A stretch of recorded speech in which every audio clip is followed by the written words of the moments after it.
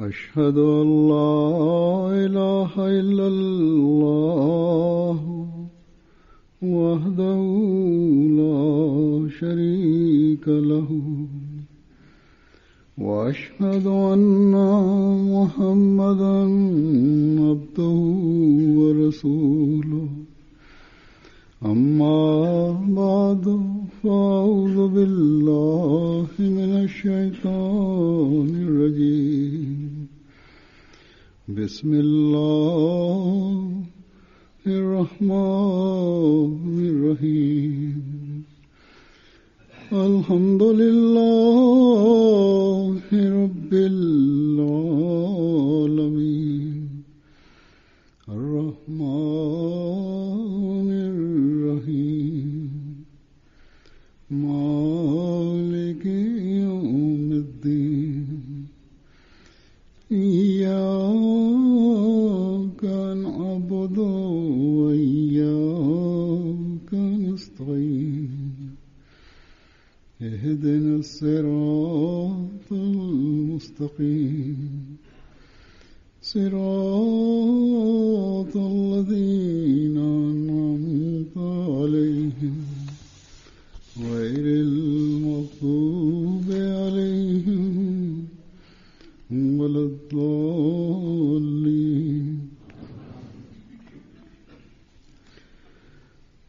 हज़रत मसीह मऊद अलैहिस्सलाम एक जगह फरमाते हैं, हज़रत मसीह मऊद अलैहिस्सलाम हिकिड़े हंधि फरमाइनि था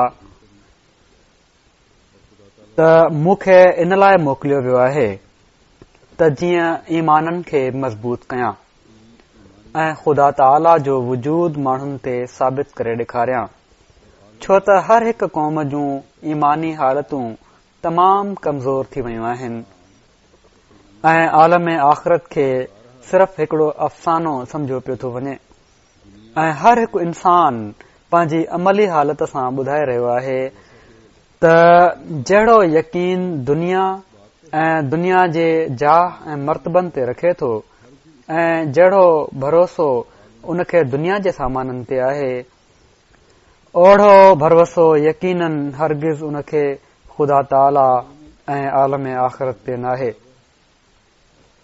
वातनि ते घणो कुझु आहे मगर दिलनि में दुनिया जी मोहबत जो ग़लबो आहे। हज़रत मसीह इन ई हालत में यहूदिन खे ॾिठो हुयो ऐं जहिड़ो क ज़ोफ़ ईमान जी ख़ुसूसियत आहे, यहूदिन जी अख़लाक़ी हालत बि तमाम ख़राब थी वई हुई ऐं ख़ुदा जी मोहबत थधी थी वई हुई। हाणे मुंहिंजे ज़माने में बि इहा ई हालत आहे, सो मूंखे मोकिलियो वियो आहे त जीअं सचाई ऐं ईमान जो ज़मानो वरी अचे ऐं दिलनि में तक़वा पैदा थिए, सो इहे ई फ़ैल मुंहिंजे वजूद जो असुल मक़सद आहिनि। मूंखे ॿुधायो वियो आहे त पोइ आसमान ज़मीन जे वेझो हूंदो, बाद इन जे जो तमामु परे थी वियो हुयो। सो असीं जेके हज़रत मसीह मऊद अलैहिस्सलाम जी बैत में अचण जी दावा कयूं था, असांखे पंहिंजा जाइज़ा वठण जी ज़रूरत आहे त असीं केतिरे हद ताईं हज़रत मसीह मऊद अलैहिस्सलाम जी बैसत जे मक़सद खे पूरो कयूं पिया था। पाण ऐलान फरमायाऊं त मां ईमाननि खे कवी करण लाइ आयो आहियां, उन्हनि में मज़बूती पैदा करण लाइ आयो आहियां। असांखे पंहिंजा जाइज़ा वठण जी ज़रूरत आहे त छा असांजा ईमान मज़बूती ॾांहुं वधी रहिया आहिनि। फरमाइनि था त ईमान मज़बूत थींदो आहे अल्लाह ताला जो वजूद साबित थियण सां, अल्लाह ताला ते कामिल यकीन सां। पाण फरमाइनि था त दुनिया जे शान शौकत ते भरवसो अॼुकल्ह दुनिया में जेको अॼुकल्ह दुनिया में ख़ुदा ताला ते भरवसे जे भेट में तमामु घणो आहे, दुनिया जी तरफ़ वधीक निगाह पवे थी ख़ुदा ताला जी तरफ़ पवण जे बदिरां। उहो यकीन जेको ख़ुदा ताला ते हुअणु घुर्जे उहो सानवी हैसियत अख़्तियार करे वियो आहे ऐं दुनिया वारा ऐं दुनिया जूं शयूं वधीक अहमियत अख़्तियार करे वयूं आहिनि। जेकॾहिं असीं पंहिंजे चौधारी नज़र डोड़ायूं त इहा ई सूरत हाल असांखे नज़र अचे थी।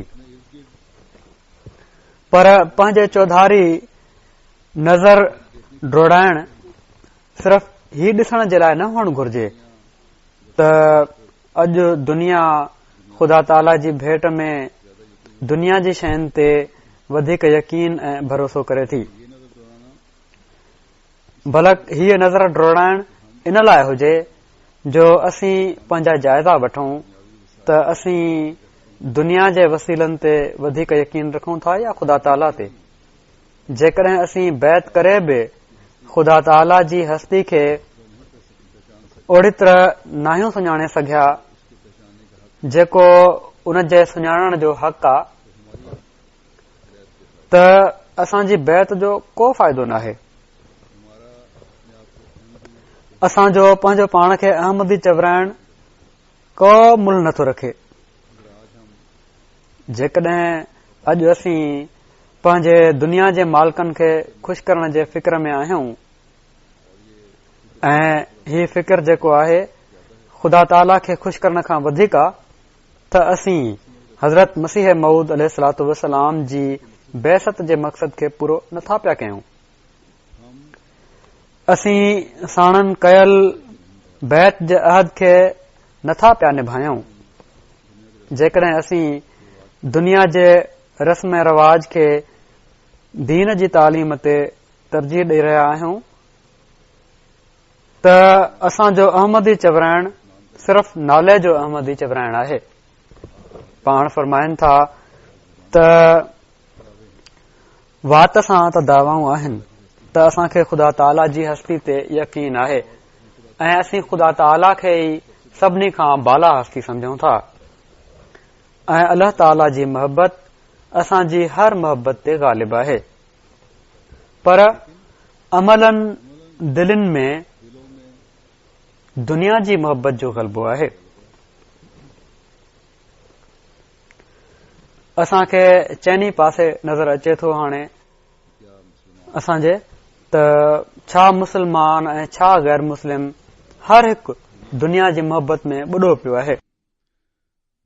दुनिया जी लग़वियात ऐं बेहयाइनि ख़ुदा ताला जी याद खे तमामु पोइते करे छॾियो आहे। मुस्लमाननि खे 5 वक़्त निमाज़ुनि जो हुकुम आहे। अल्लाह ताला जे राज़ पे ऐं उन जी मोहबत जे करे इन इबादत जो हुकुम आहे। पर अमलनि सूरत हाल इन जे बिल्कुलु उबतड़ आहे। हिकिड़ो अहमदी इन लिहाज़ खां ॿियनि ते नज़र विझे थो त उनखे सभिनी खां पहिरियां पंहिंजा जाइज़ा वठण जी ज़रूरत आहे त छा असीं पंहिंजनि निमाज़ुनि खे ख़ुदा ताला जे हुक्म जे मुताबिक़ अदा करे रहिया आहियूं या न। छा असीं अल्लाह ताला जे हुक्म जे मुताबिक़ पंहिंजूं इबादतूं करण जी कोशिश करे रहिया आहियूं या न। जेकॾहिं न त असीं हज़रत मसीह मऊद अलैहिस्सलातु वस्सलाम जी इन दावा जी नफ़ी करे रहिया आहियूं त संदन अचण जो मक़सद अल्लाह ताला ते ईमान मज़बूत करणु आहे। संदन अचण जो मक़सद सचाई जे ज़माने खे वरी आणणो आहे। संदन अचण जो मक़सद आसमान खे ज़मीन जे वेझो करणु आहे यानी ख़ुदा ताला सां ज़िंदह तालुक़ पैदा करणु आहे। यकीनन असांजे ईमान ऐं अमलनि जी कमीअ सां हज़रत मसीह मऊद अलैहिस्सलातु वस्सलाम जी दावा जी नफ़ी नथी थिए। हा, असीं उन फैज़ मां हिसो वठण वारा न आहियूं जेको संदन बेसत सां जारी थियो आहे। असांजे ईमान आणण जूं दावाऊं बि सिर्फ़ ज़ुबानी दावाऊं आहिनि। सो बजाए इन जे जो हर हिकु ॿिए ते नज़र रखे त हू छा करे पियो थो, उन जो ईमान कीअं, उन जो अमल कीअं ऐं उन में कहिड़ी कमज़ोरी आहे, हर अहमदी खे पंहिंजा जाइज़ा वठण जी ज़रूरत आहे त हू छा करे पियो थो ऐं केतिरे हद ताईं पंहिंजे बैत जे अहद खे पूरो करे रहियो आहे, केतिरी हद ताईं पाण अलैहिस्सलाम जे मक़सद खे पूरो करे रहियो आहे, केतिरी हद ताईं नेक अमल बजा आणण जी कोशिश करे रहियो आहे, केतिरी हद ताईं पंहिंजी अख़लाक़ी हालत खे ठीक करे रहियो आहे, केतिरी हद ताईं पंहिंजे उन अहद खे पूरो करे रहियो आहे त मां दीन खे दुनिया ते मुक़दम रखंदुसि। हज़रत मसीह मऊद अलैहिस्सलातु वस्सलाम असांजे साम्हूं बैत जा 10 शर्त रखिया आहिनि त जेकॾहिं तव्हां मुंहिंजी जमायत में शामिल थियण चाहियो था या शामिल थियण वारा चवराइण चाहियो था सही नमूने सां त मूंसां पक्को तालुक़ रखणु घुर्जे, रखणो पवंदो ऐं ही ओड़ी महिल थींदो जॾहिं हिननि बैत जे शर्तनि ते पूरो लहंदव, उन्हनि खे यादि कंदा रहंदव त जीअं तव्हांजा ईमान बि मज़बूत थियनि ऐं तव्हां जूं अख़लाक़ी हालतूं बि तरक़ी करण वारियूं थियनि, तरक़ी ॾांहुं कदम वधाइण वारियूं थियनि। हज़रत मसीह मऊद अलैहिस्सलातु वस्सलाम असांखे मुख़्तलिफ़ मौक़नि ते वॾी शिदत ऐं दर्द सां नसीहत फरमाई आहे त तव्हां जेके मूं ॾांहुं मनसूब थियो था, मुंहिंजी बैत में अचण जो ऐलान कयो था, जेकॾहिं अहमदी चवराइण खां पोइ तव्हां जे अंदरि वाज़ह तब्दीलियूं पैदा नथियूं थियनि त तव्हां में ऐं गैर में को फ़र्क़ु नाहे। सो असांखे कोशिश करणु घुर्जे त असां जिन नेकिन जा मयार उन सतह ताईं बुलंद थियनि जिथे हज़रत मसीह मऊद अलैहिस्सलातु वस्सलाम असांखे ॾिसण चाहिनि था।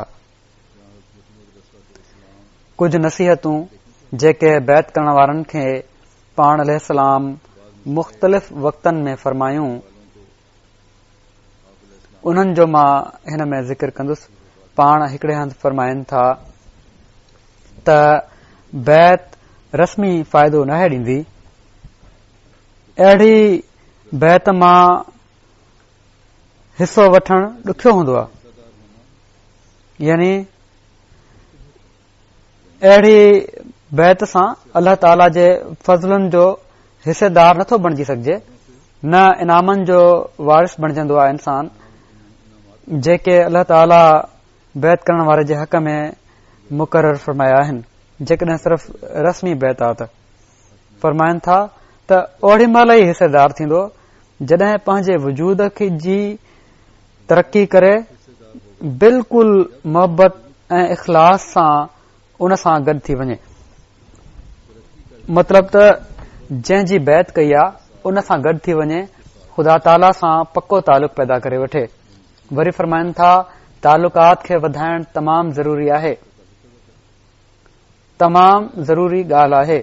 जेकॾहिं इन्हनि तालुक़ात खे उहो तालिब नथो वधाए ऐं कोशिश नथो करे, मतिलब त जंहिंखे तलब करणु घुर्जे तालुक़ात जो वधण या जंहिं बैत कई आहे, जेकॾहिं उहो नथो वधाए ही तालुक़ात ऐं कोशिश नथो करे इन जे लाइ अल्लाह सां बि तालुक़ ऐं जंहिंजी बैत कई आहे उन सां बि तालुक़, त उन जो शिकवो ऐं अफ़सोस बेफ़ाइदो आहे। पोइ ही शिकवो न कयो त अल्लाह ताला मूंखे उन्हनि इनामनि सां नथो पियो नवाज़े जंहिंजो वाइदो आहे। फरमाइनि था त मोहबत ऐं इख़लास जो तालुक़ वधाइण घुर्जे जेसि ताईं मुमकिन हुजे। इंसान मुर्शिद जे रंग में रंगियल हुजे,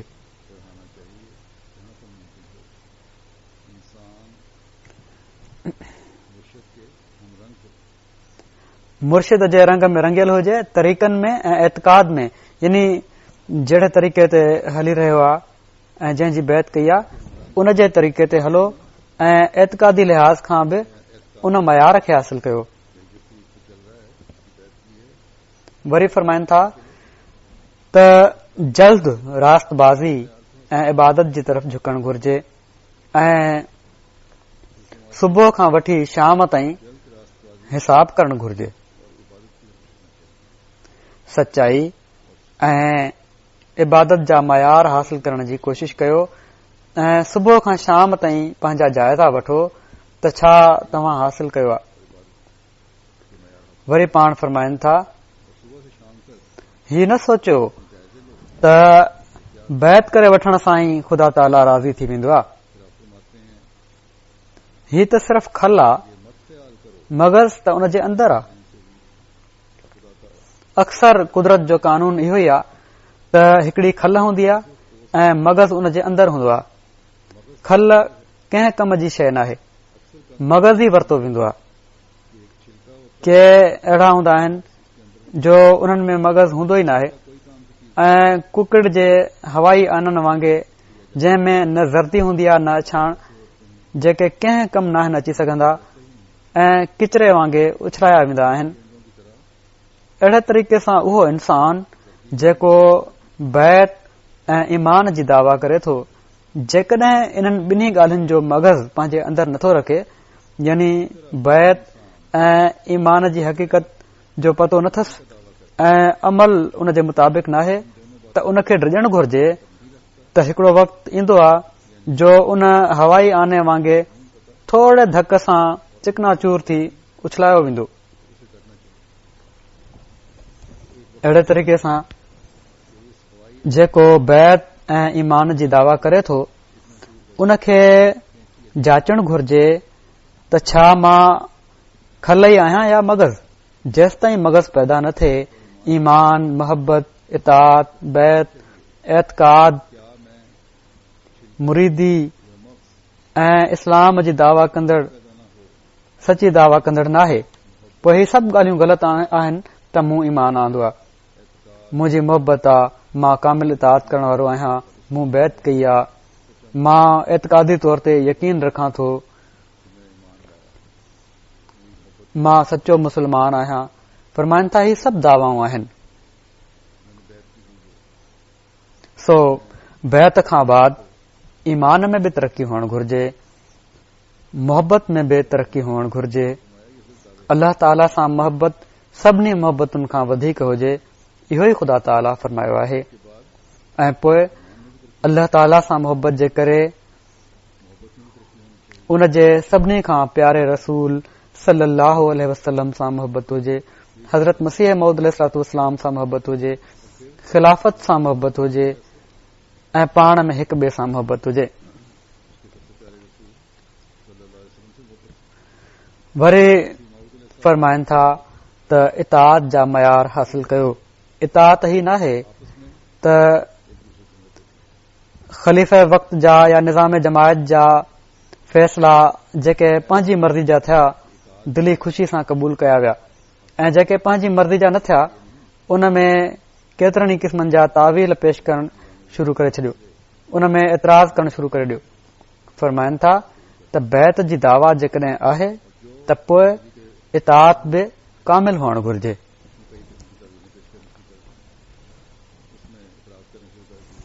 सो हीअ बैत जी दावा, एतकाद जी दावा, मुरीदी जी दावा ऐं सही इस्लाम ते अमल करण जी दावा या मुसलमान हुअण जी दावा तॾहिं सही दावा आहे जॾहिं हीउ ऐलान थिए त अॼु बैत करण खां पोइ मुंहिंजो कुझु नाहे रहियो, बल्कि सभु कुझु ख़ुदा ताला जो आहे ऐं उन जे दीन जे लाइ आहे। ऐं इहो ई बैत जो मक़सदु आहे त पंहिंजो पाण खे विकिणी छॾणु। वरी हिकिड़े दोस्त खे नसीहत कंदे पाण फरमायाऊं त ही यादि रखो त बैत खां पोइ तब्दीली करणु ज़रूरी हूंदी आहे।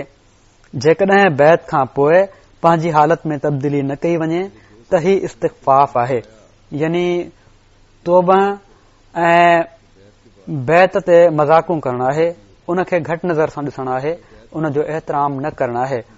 बैत बाज़ीचे इतफ़ाल नाहे, बैत करणु को ॿारनि जी रांदि नाहे। बैत हिकिड़ो मुतालबो करे थी। दरअसल उहो ई बैत कंदो आहे जंहिंजी पहिरीं ज़िंदगी ते मौत अची वेंदो आहे, ऐं हिकड़ी नई ज़िंदगी शुरू थी वेंदी आहे। हर हिक ॻाल्हि में तब्दीली करणी पवंदी आहे। अल्लाह ताला जे फज़ल सां हज़रत मसीह मऊद अलैहिस्सलातु वस्सलाम खे अॼु बि अहिड़ा मुख़लिस अल्लाह ताला अता फ़रमाए रहियो आहे जेके बैत करण खां पोइ पाक तब्दीलियूं पंहिंजे अंदर पैदा कंदा आहिनि ऐं गैर बि उन्हनि जी इन पाक तब्दीली जा मोतरिफ़ आहिनि। असांजा हिकड़ा मुबलिग आहिनि बुर्किना फासो जा, हू लिखनि था त हिकु भेरो दीनिया हिकड़ी जॻह आहे उते हू दौरे ते विया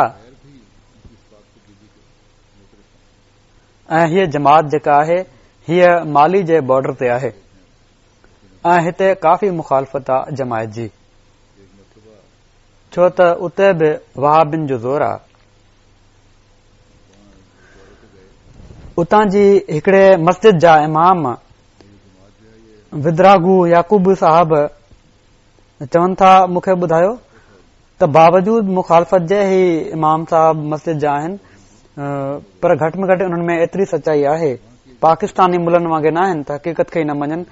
चवनि था त बावजूद मुखालफ़त जे असीं हीअ ॻाल्हि मञूं था त हिन ॻोठ में 3 बहितरीन मुसलमान आहिनि ऐं उहे 3 असांजे लाइ नमूनो आहिनि ऐं उन्हनि 3 जो तालुक़ जमात अहमदिया सां आहे।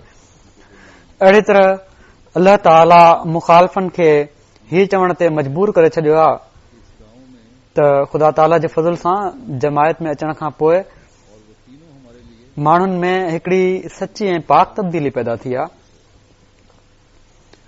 सो जेके बैत जी हक़ीक़त खे समझी बैत कनि था उहे ॿियनि जे लाइ नमूनो बणिजी वेंदा आहिनि ऐं हीउ नमूनो ई आहे जेको पोइ अॻिते तबलीग जा मैदान खोले थो। जेकॾहिं तबलीगी मैदान वधाइणो आहे त असां मां हर हिक खे जेको किथे बि रहे थो इन मुल्क जी हर कुंड में पंहिंजा नमूना अहिड़ा क़ाइमु करणा पवंदा जो माण्हुनि जी तवजो पैदा थिए तव्हां ॾांहुं ऐं त जीअं उन जे नतीजे में पोइ तबलीग जा मैदान खुलनि। सो जहिड़ो कि हज़रत मसीह मऊद अलैहिस्सलातु वस्सलाम फरमायो आहे, उन्हनि आला मयारनि खे हासिल करण जी कोशिश करणु घुर्जे जन जी पाण असां खां तवक़ो फरमाई अथनि। पाण हिकड़े सचे अहमदी जो मयार बयान फरमाईंदे हिकड़े हंधि फरमाइनि था त लाज़मी आहे त इंसान अहिड़ी हालत बणाए रखे जो फ़रिश्ता बि उन सां हथ मिलाइनि। असांजी बैत सां त हीउ रंग अचणु घुर्जे, जेकॾहिं बैत कई आहे त हीउ रंग पैदा हुअणु घुर्जे हर अहमदी में त ख़ुदा ताला जी हैबत ऐं जलाल दिल ते तारी रहे जंहिंसां गुनाह ख़तम थियनि। वरी पाण फरमाइनि था, जेकॾहिं दुनियादारनि वांगुरु रहंदो त इन सां को फ़ाइदो नाहे त तव्हां मुंहिंजे हथ ते तौबह कई। मुंहिंजे हथ ते तौबह करणु हिकड़े मौत खे चाहे थो त जीअं तव्हां नई ज़िंदगी में हिकड़ी अञा पैदाइश हासिल कयो। फरमाइनि था, जेकॾहिं बैत दिल सां नाहे त को इन जो नतीजो नाहे। मुंहिंजी बैत सां ख़ुदा दिल जो इक़रार चाहे थो, सो जेको सची दिल सां मूंखे क़बूल करे थो, गफ़ूर ऐं रहीम ख़ुदा उन जे गुनाहनि खे ज़रूर बख़्शे छॾींदो आहे ऐं हू ईअं थी वेंदो आहे जीअं माउ जे पेट मां निकितो आहे, तॾहिं फ़रिश्ता उन जी हिफ़ाज़त कंदा आहिनि। सो ही तौबह जा मयार ऐं पाक तब्दीली आहे जेका असां मां हर हिक खे पंहिंजे अंदर पैदा करण जी कोशिश करणु घुर्जे। वरी पाण फरमाइनि था, हिन सिलसिले में दाख़िल थी करे तव्हांजो वजूद अलॻि हुजे ऐं तव्हां बिल्कुलु हिकड़ी नई ज़िंदगी गुज़ारण वारा इंसान बणिजी वञो।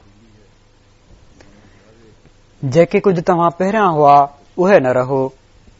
वरी पाण हिकड़े हंधि फरमाइनि था, बैत जी हक़ीक़त खां पूरी तरह वाक़फ़ियत हासिल करणु घुर्जे ऐं उन ते हलणु घुर्जे ऐं बैत जी हक़ीक़त इहा ई आहे त बैत कंदड़ पंहिंजे अंदर सची तब्दीली ऐं ख़ुदा जो ख़ौफ़ पंहिंजी दिल में पैदा करे ऐं असुल मक़सद खे सुञाणे पंहिंजी ज़िंदगी में हिकड़ो पाक नमूनो करे ॾेखारे। जेकॾहिं ही नाहे त पोइ बैत मां को फ़ाइदो नाहे, बल्कि हीअ बैत पोइ उन जे लाइ अञा बि अज़ाब जो कारण थींदी। छो त मुआहिदो करे ॼाणे वाणे ऐं सोची समझी नाफ़रमानी करण तमाम ख़तरनाक आहे। वरी हिकड़े हंधि पाण फरमाइनि था, बैत करण जो मतिलब बैत जी हक़ीक़त खां आगाह हुअणु आहे। हिकड़े शख़्स रूबरू हथ में हथ ॾेई बैत कई, असुल मक़सद खे न समझियईं या परवाह न कयईं त उन जी बैत जो को फ़ाइदो नाहे। हथ में हथ ॾेई बैत करे वरितईं पर मक़सद न समझियईं त बैत जो को फ़ाइदो नाहे। ऐं इन बैत जी ख़ुदा जे साम्हूं का हक़ीक़त नाहे, मगर ॿियो शख़्स हज़ारे कोहनि खां वेठो वेठो दिल जी सचाई सां बैत जी हक़ीक़त ऐं मक़सद खे मञी बैत करे थो। हिकड़ो ॿियो शख़्स आहे जंहिं हथ में हथ ॾेई बैत त नाहे कई, हज़ारे मेल परे वेठो आहे, पर बैत जे मक़सद खे समझियो अथई ऐं पोइ इन इक़रार ते हली पंहिंजी अमली इस्लाह करे थो। उहो हिन रूबरू बैत करे बैत जी हक़ीक़त ते न हलण वारे खां हज़ार दर्जा बहितर आहे। सो हीअ हक़ीक़त आहे बैत जी ऐं संदन अचण जे मक़सद खे पूरो करण जी। त बैत जी हक़ीक़त खे ॼाणण जी ज़रूरत आहे ऐं बैत जी हक़ीक़त जहिड़ो क पहिरियां बयानु थियो आहे उन वक़्तु मालूम थींदी जॾहिं संदन बयानु फरमायल 10 बैत जे शर्तनि ते गौर थींदो ऐं उन्हनि ते अमल थींदो। मूं हिकड़ो मिसाल ॾिनो हाणे कहिड़ी तरह अफ्रीका जे ॾूरांहे इलाक़े में वेठल माण्हू बैत करे पंहिंजे माहौल में नमूनो बणिजी रहिया आहिनि ऐं मुखालिफ़ बि चवण ते मजबूर आहिनि त सचो मुस्लमान ॾिसणो आहे त हिननि अहमदिन में ॾिसो। सो ही नमूना आहिनि जेके असां क़ाइम करणा आहिनि। नवनि बैत करण वारनि जा कुझु ॿिया मिसाल बि मां ॾियां थो। हज़रत मसीह मऊद अलैहिस्सलातु वस्सलाम जे बैत जे शर्तनि मां हिकड़ो शर्त ही बि आहे त साणनि ताल्लुक़ मोहबत ऐं भाईचारे जो सभिनी दुनिया जे ताल्लुकनि खां वधी करे हूंदो। अॼु बि परे वेठल माण्हू इन जो इज़हार कनि था उते बि ऐं जॾहिं मौक़ो मिले त कहिड़ी तरह अल्लाह ताला उन्हनि जी दिलनि खे ईमान सां भरे छॾियो आहे। रशियन मुल्कनि में बैत करण वारा दोस्त अल्लाह ताला जे फज़ल सां पंहिंजे ईमान ऐं इख़लास में गैर मामूली तौर ते अॻिते वधी रहिया आहिनि।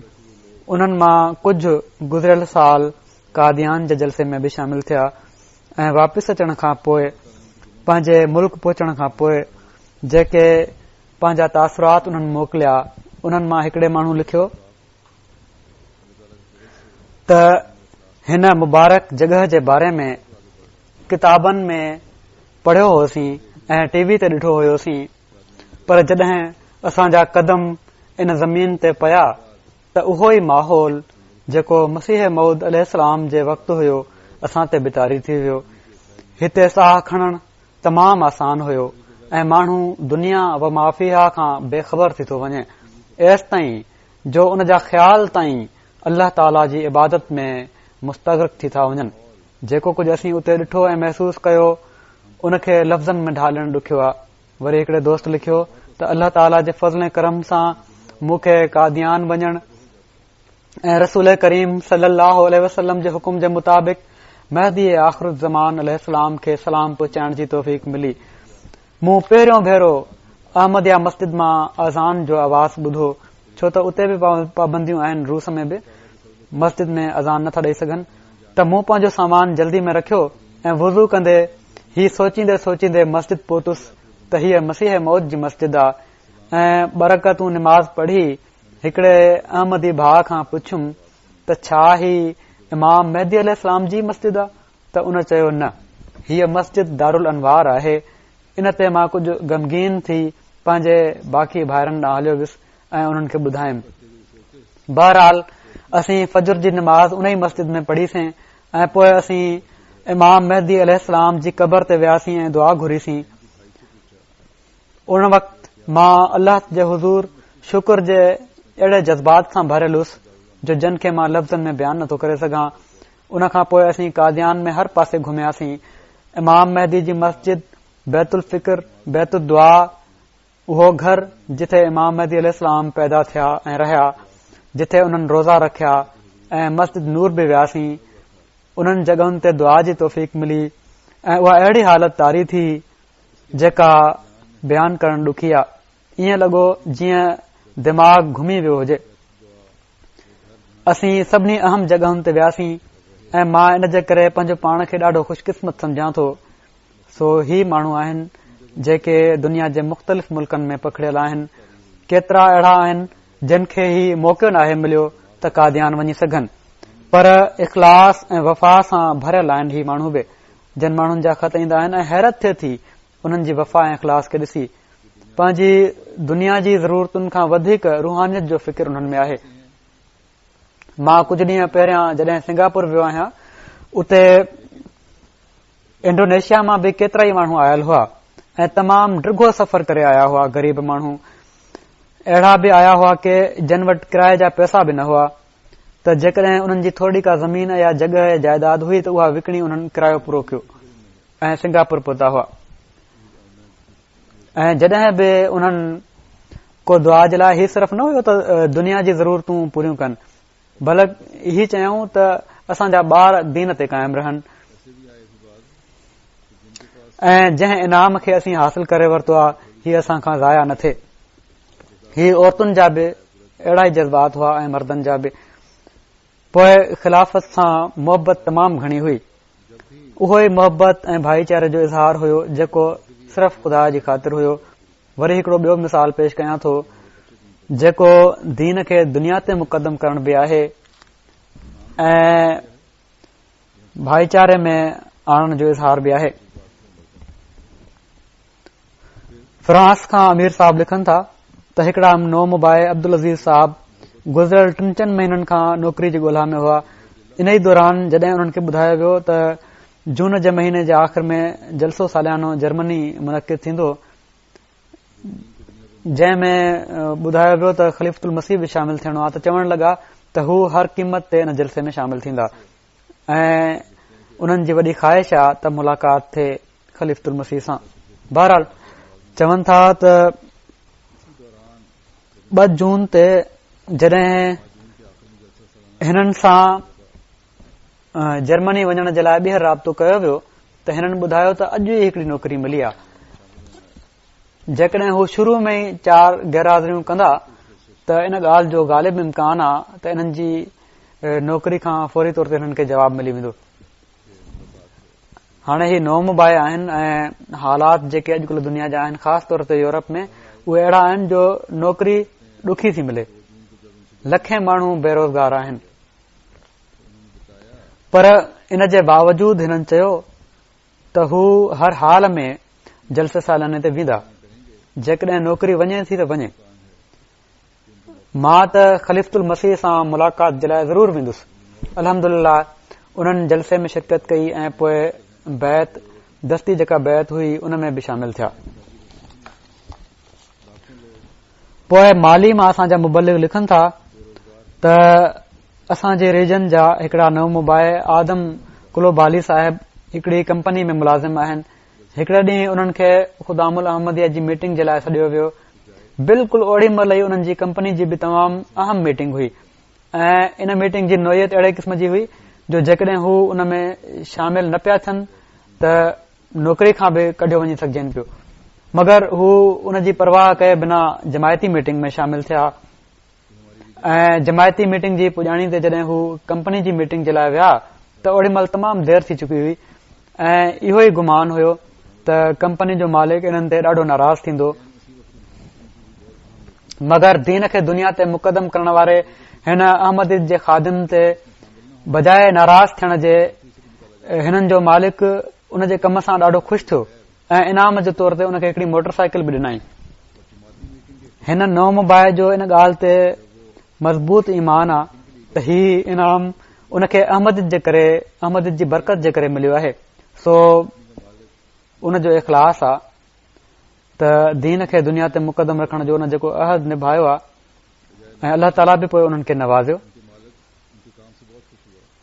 हिते बि मूंखे जलसे ते के माण्हू मिलिया आहिनि जेके हिकु ॿिनि खे त मां सुञाणा थो, जेके फिजी जा हुआ, नयूं नयूं नौकरियूं मिलियूं हुन पर छॾे हलिया आया ऐं जलसे में शामिल थिया। पर केतिरा ई अहिड़ा बि आहिनि हिते जन पंहिंजे कमनि जे करे या कंहिं बि सबबु, हालांकि नौकरी जो मसइलो न हुयो, जलसे में शमूलियत अख़्तियार कोन कई, हालांकि उन्हनि खे घुर्जे पियो त जलसे ते ज़रूर शामिल थियनि। हा,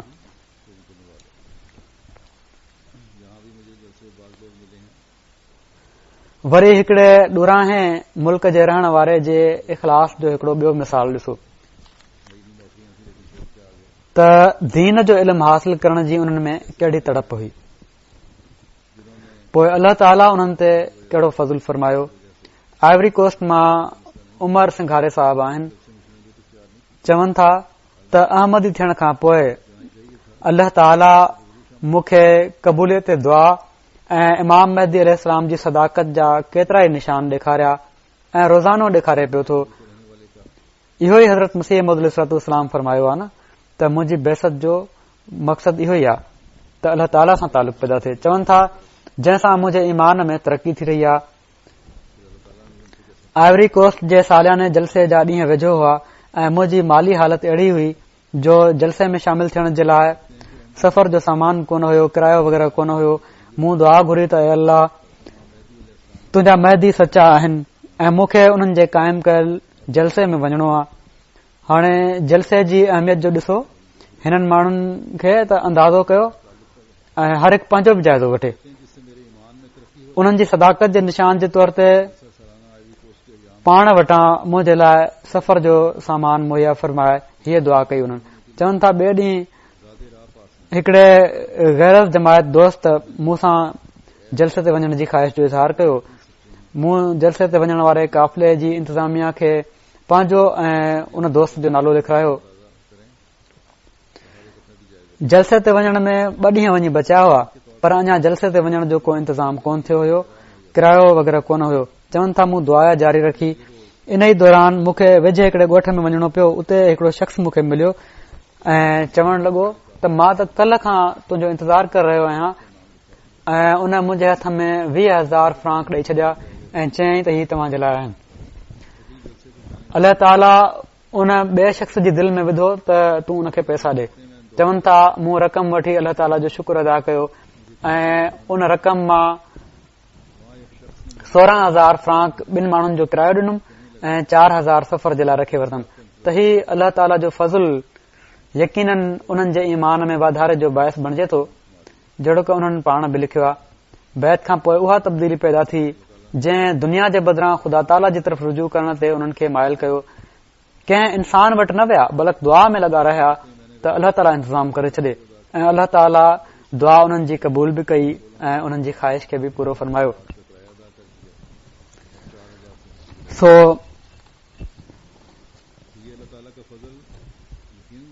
कीअं अहिड़नि ईमान सां भरियल माण्हुनि जी दिलनि में शक पैदा करे सघजनि था त नऊज़ बिल्लाह अहमदियत कूड़ी आहे या ख़ुदा ताला जो को वजूद कोन्हे। यकीनन ही माण्हू ईमान में मज़ीद पक्का थींदा पिया था वञनि ऐं इहे ई ॻाल्हियूं जॾहिं पंहिंजनि पीढ़ियुनि खे ॿुधाईंदा त उन्हनि जे ईमान में तरक़ी थींदी।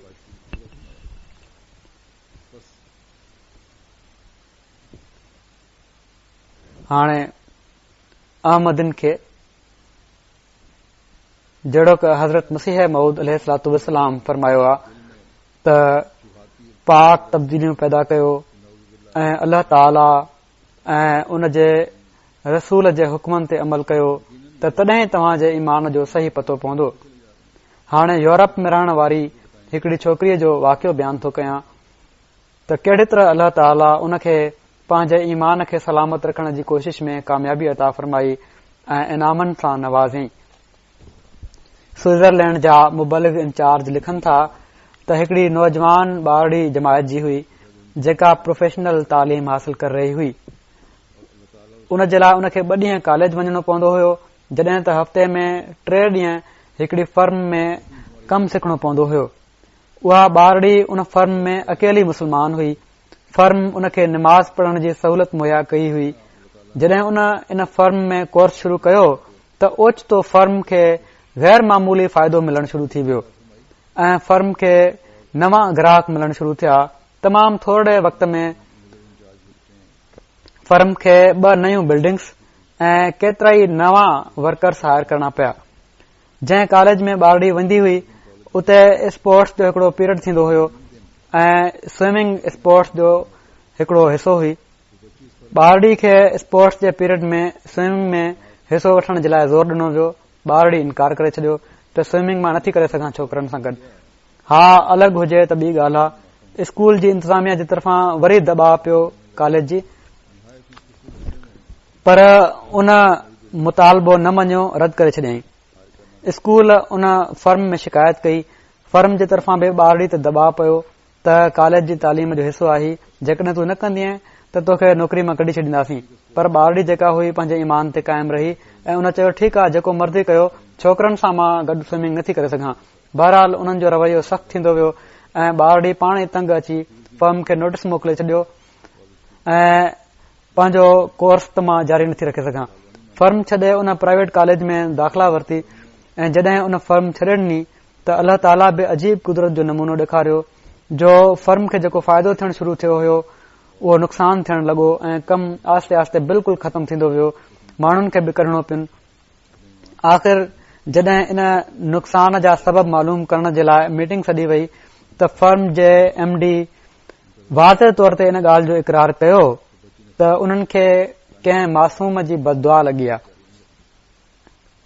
इन फर्म मां कंहिं इन ॿारड़ी खे इन जे बारे में ईमेल जे ज़रिए ॿुधायो ऐं लिखियईं त जॾहिं तूं असांजी फर्म खे छॾियो त कुझु ॾींहनि ताईं तूं असांजी फर्म में माण्हुनि जी ॻाल्हि ॿोल जो मौज़ू रही ऐं पोइ उन खां पोइ कॾहिं बि तुंहिंजी ॻाल्हि न थी। हाणे जॾहिं खां MD ही चयो आहे त असांजी फर्म खे कंहिं मासूम जी बददुआ लॻी आहे त तूं वरी ॻाल्हि ॿोल जो मौज़ू बणिजी वई आहीं ऐं सभिनी जो इहो ई ख़्यालु आहे त उहा मासूम तूं ई आहीं जंहिंसां फर्म ज़्यादती कई हुई। उहा औरत जेका इन जी मैनेजर हुई डायरेक्ट, जंहिं ॿारड़ी खे तमामु घणो तंग कयो हुयो, उनखे फर्म उन जे उहिदे तां हटाए छॾियो ऐं हीअ ॿारड़ी अल्लाह ताला फज़ुल फरमायो प्राइवेट कॉलेज में पढ़ी ऐं सुठनि मार्कुनि में पास थी ऐं पंहिंजो कोर्स मुकमल करे वरितई। उनखे का तकलीफ़ न थी। उन ख़ुदा ताला जी रज़ा खे मुक़दम रखियो। सभु कुझु जेका दुनिया जी ख़्वाहिश हुई उनजी उहा बि अल्लाह ताला पूरी फरमाए छॾी। सो असां जिन ॿारनि जे लाइ बि इन में हिकड़ो सबक़ आहे त दीन खे दुनिया ते मुक़दम रखनि, अल्लाह ताला जी रज़ा खे मुक़दम रखनि त अल्लाह ताला फज़ुल फरमाईंदो रहंदो आहे। हीअ ज़रूरी न आहे त हितां जी हर शइ खे इख़्तियार कयो वञे। जेको कंहिं चई छॾियो उन ते अमल करणो आहे। जेके पंहिंजूं सुठायूं आहिनि हिननि जूं, चङियूं ॻाल्हियूं आहिनि हिननि जूं, उहे ज़रूर वठो। नौजवाननि खे यादि रखणु घुर्जे जेके बुरायूं आहिनि हिननि जूं उन्हनि खां बचण जी कोशिश कयो। स्विमिंग करणु ॿारनि जे लाइ, छोकिरियुनि जे लाइ मना न आहे, ज़रूर कनि, पर छोकिरियूं छोकिरियुनि में स्विमिंग कनि, हीअ सुठी ॻाल्हि आहे। तरण त अचणु घुर्जे सभिनी खे। हीअ त अॼुकल्ह स्विमिंग जो ज़ोर पइजी वियो आहे, छोकिरियुनि ते ज़ोर ॾिनो पियो थो वञे। असांजी ॾाढी मूंखे ॿुधाईंदी हुई त उन ज़माने में जॾहिं स्विमिंग पूल त न हूंदा हुआ, शाखुनि ते वञी स्विमिंग कई वेंदी हुई ऐं तमामु सुठो तरंदियूं हुयूं। हू बि 100 सालनि खां वधीक पुराणी ॻाल्हि आहे। उन वक़्तु बि तरंदियूं हुयूं ऐं अप स्ट्रीम तरंदियूं हुयूं, तमामु सुठो। त असां जूं औरतूं बि तरंदियूं आहिनि। तरणु अचणु घुर्जे, स्विमिंग करणु घुर्जे, पर अहिड़ो इंतज़ाम हिते इंतज़ामिया खे चई करायो त छोकिरियुनि जे टाइम में सिर्फ़ु छोकिरियूं हुजनि। ऐं हीउ थी वेंदो आहे। हिते यूरोप में मूं केतिरनि जॻहियुनि ते ॾिठो आहे, अहिड़ी तरह ॾिठो आहे, जॾहिं कोशिश कई आहे त ईअं थी वियो आहे। हिकिड़े मुख़लिस दोस्त खे उते साइटेशन पेश कई वई, जेके असांजा जज आहिनि हिकिड़ा हिन वक़्तु हाई कोर्ट जा, सईद काको साहिब अपील कोर्ट जो जज बणायो वियो आहे। हिननि खे गाना बार एसोसिएशन हिननि जे मान में हिकिड़ी साइटेशन पेश कई आहे। उन में लिखियलु आहे त जेतोणीकि तव्हां इंसान आहियो जंहिंखां ग़लती थियणु लाज़मी आहे, पर तव्हां कंहिं क़िस्म जी करप्शन नाहे कई। फ़ैसिलो करण खां पोइ तव्हां शुक्रिये जो तोहफ़ो वठण बि पसंदि नथा कयो। तव्हांजी शख़्सियत में करप्शन जो मादो हरगिज़ नथो मिले।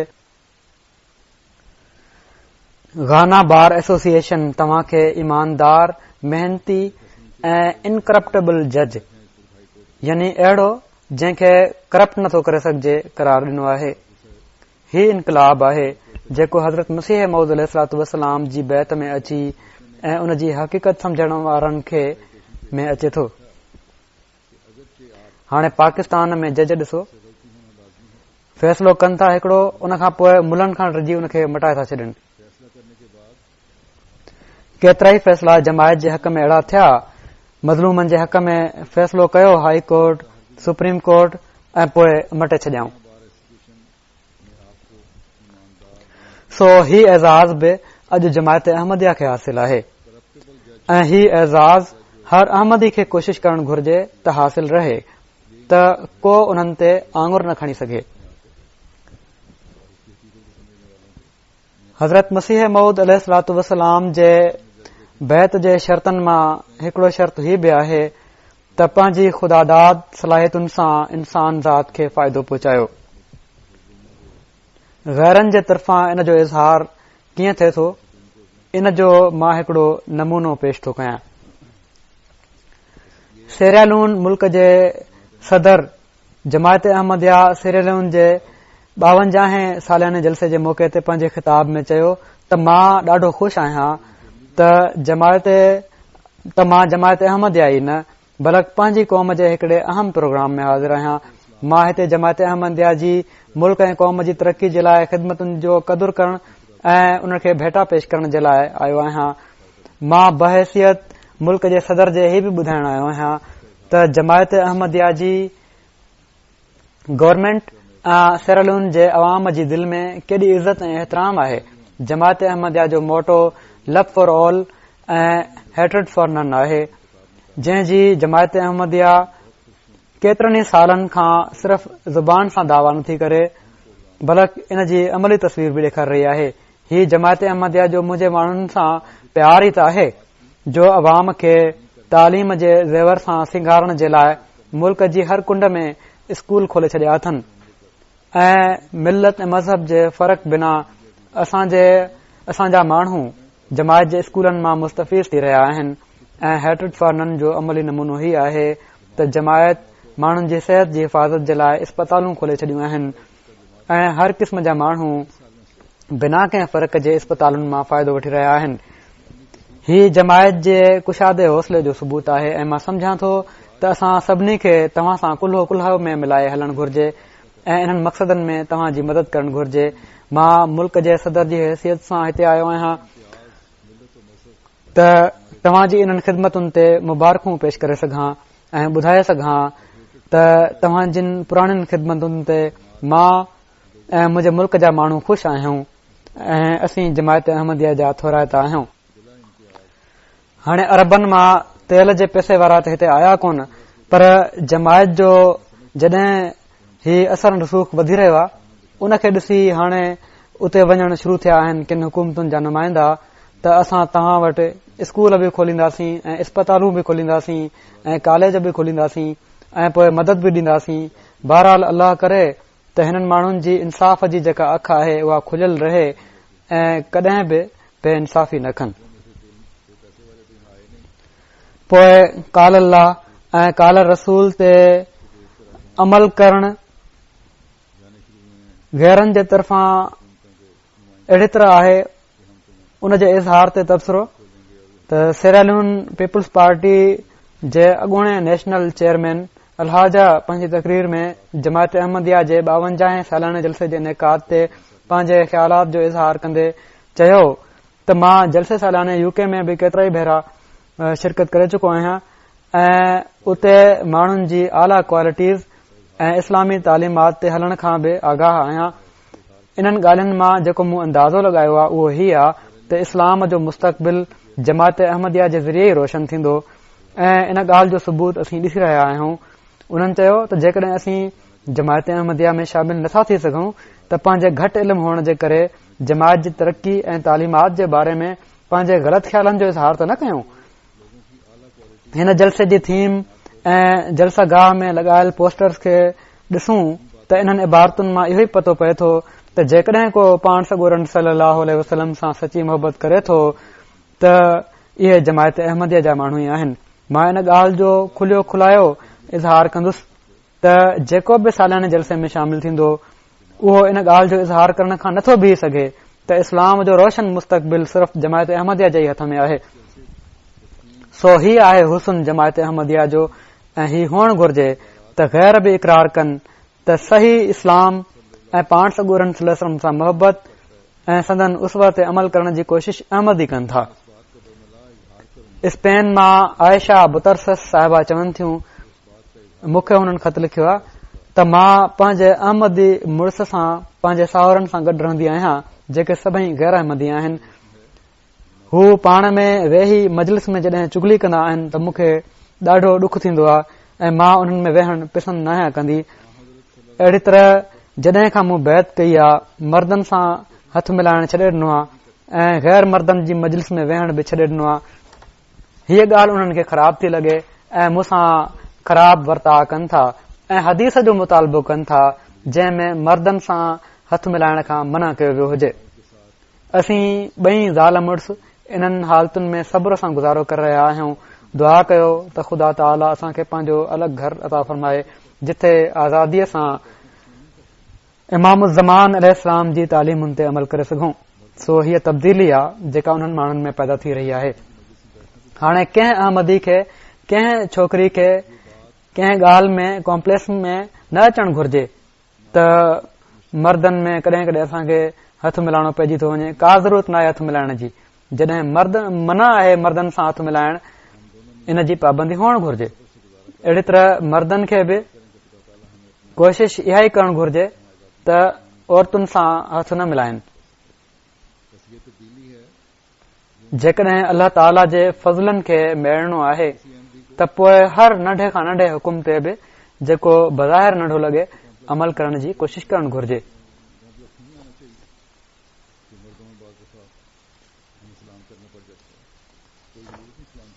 वरी हिकिड़ा साहब लिखनि था, ही ग़ालिबन इंडिया जो जमात अहमदिया चटियालिया में गैर अहमदी उलमा ऐं कुझु शरपसंदन गोदावरी मुबल्लिग गोदावरी जगह उते कुझु शरपसंदन मिशन हाउस ते हमिलो कयो ऐं मस्जिद ते कब्ज़ो करे वरिताऊं जंहिंखे जमात अहमदिया आबाद कयो हुयो। उन्हनि चयो त हिन मस्जिद में इमामत असीं कंदासीं पर तव्हां माण्हू मस्जिद में अची निमाज़ पढ़णु चाहियो त पढ़ी सघो था। मगर अल्लाह ताला दोस्तनि जी दिलि में सिलसिले जे लाइ अहिड़ी गैरत रखी आहे जो कंहिं बि माण्हू उन्हनि जो मुक़्तदी हुअणु पसंदि न कयो ऐं हर हिकु उन्हनि जे पुठियां निमाज़ पढ़ण खां इनकार करे छॾियो ऐं अहमदियत ते साबित कदम रहिया। सो ही हिकिड़ो मिसाल आहे दीनी गैरत जो त अहिड़ा माण्हू जेके ज़माने जे इमाम खे नथा मञनि, उन इमाम खे नथा मञनि जंहिंखे अल्लाह ताला मोकिलियो आहे, जेको पाण सॻोरन सल्लल्लाहु अलैहि वसल्लम जी पेशन गोयनि जे मुताबिक़ आयो आहे, त पोइ अहिड़े शख़्स जे पुठियां असीं कहिड़ी तरह निमाज़ पढ़ी वठूं। अहिड़े शख़्स खे कीअं असीं इमाम बणाए वठूं जेको ज़माने जे इमाम जो इनकारी हुजे।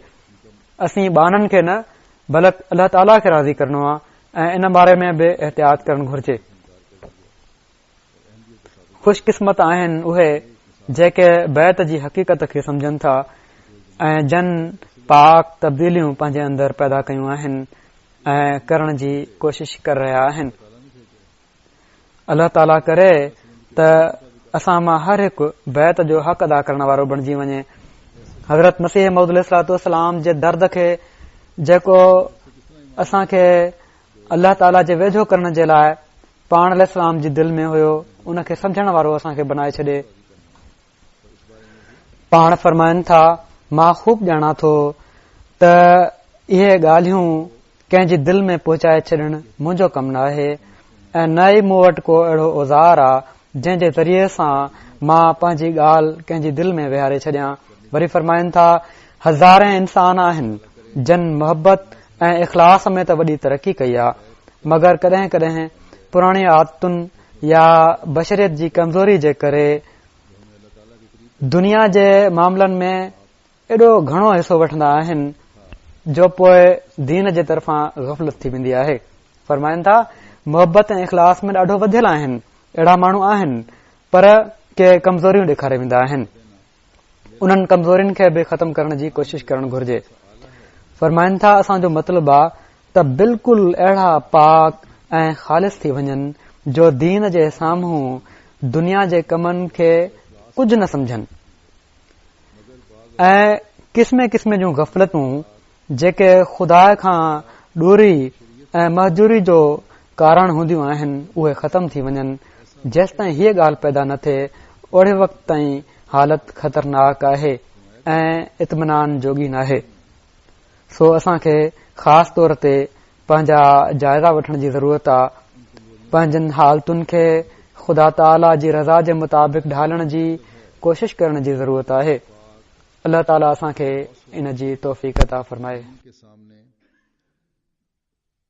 दुनियावी उमूर की हकीकत न समझें और किस्म किस्म की गफलतें जो खुदा से दूरी और महजूरी का बायस होती हैं वो दूर हो जावें। जब तक ये बात पैदा ना हो उस वक्त तक हालत खतरनाक है और काबिल इत्मीनान नहीं। बस हमें ख़ास तौर पर अपने जायज़े लेने की ज़रूरत है। अपनी हालतों को खुदा ताला की रज़ा के मुताबिक ढालने की कोशिश करने की ज़रूरत है। अल्लाह ताला हमें इसकी तौफ़ीक़ अता फ़रमाए।